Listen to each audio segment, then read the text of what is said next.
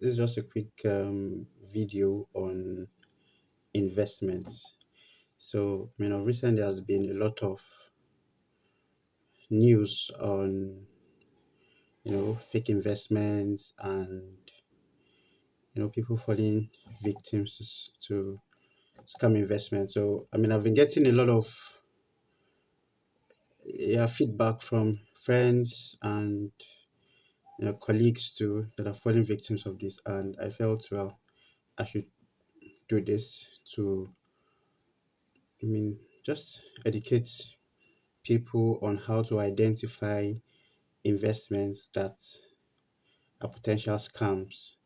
Okay, so we understand that the economy is not doing well and everybody's trying to grow whatever money they have, which is good.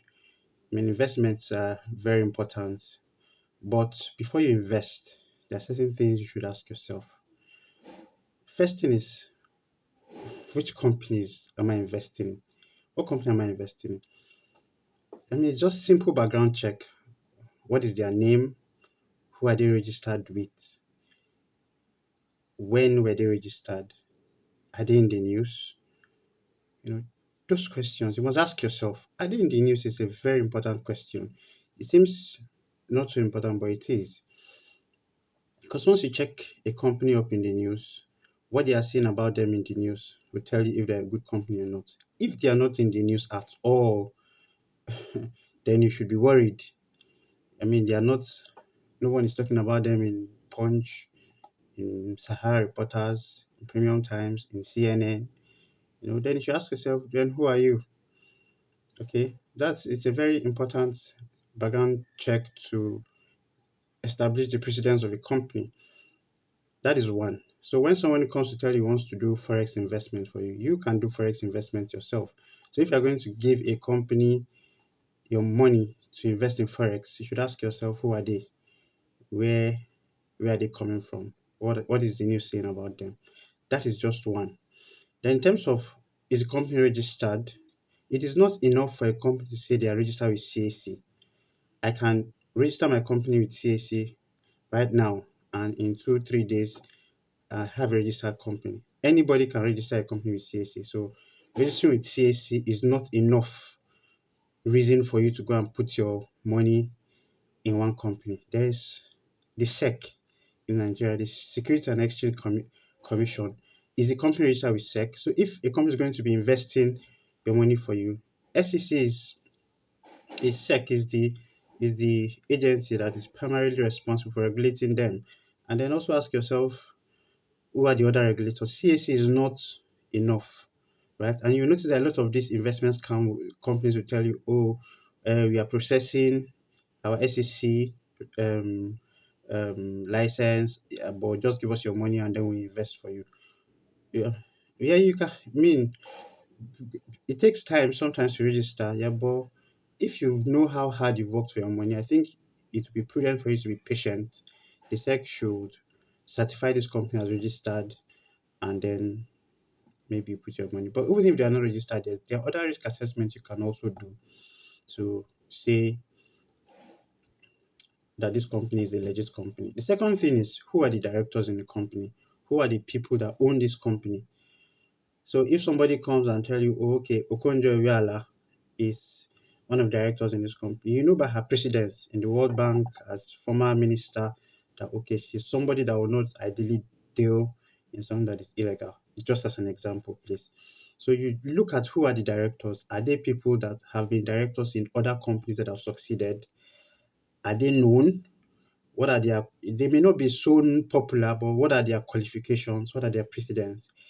I, as an example, if I'm a director in a company, you can easily check me up and say, okay, this person has a so and so qualification, is registered here. So anybody that is hiding his qualifications, I mean that person is suspicious.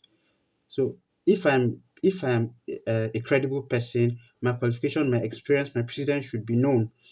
So if you are trying to research somebody's background and you cannot confidently say this person is qualified in so and so area, is a chartered accountant, is a CFA member, see, all those professional body belongs to one of them. then you should be worried. So first of all, who is the company? What do they do? Who are the regulators? Are they registered? Then who are the frontiers for the company? Who is the director? If one boy comes and tell you he's 23 years old and he has made millions of naira, and if you give him your own hundreds of millions and he will multiply it for you. I mean, common sense should tell you that you should be wary. You understand? You don't know. I mean, I'm not saying at 23 one can't do so much. Yes, you can, but that's why you have to do your background check, quality checks, and be sure that these people are actually legit. That is the second thing. The third thing is, what are they promising you as the return on investment? So I saw one investment recently. I'm not mentioning any names, and they were promising about 27 to 30% return if you give them their money to invest in some investments within 12 months. I'm not saying they are scam, but that should point to you that am I sure I want to do this? 27% looks good, it's higher than current inflation rate. But what is the government offering? You need to benchmark the ROI a company is promising you against what the government is offering. If government Eurobond, which are long-term investments, are hovering between around 12 to 15%, that should be a benchmark for you to say, okay, treasury bills are currently doing between 6 to 9%.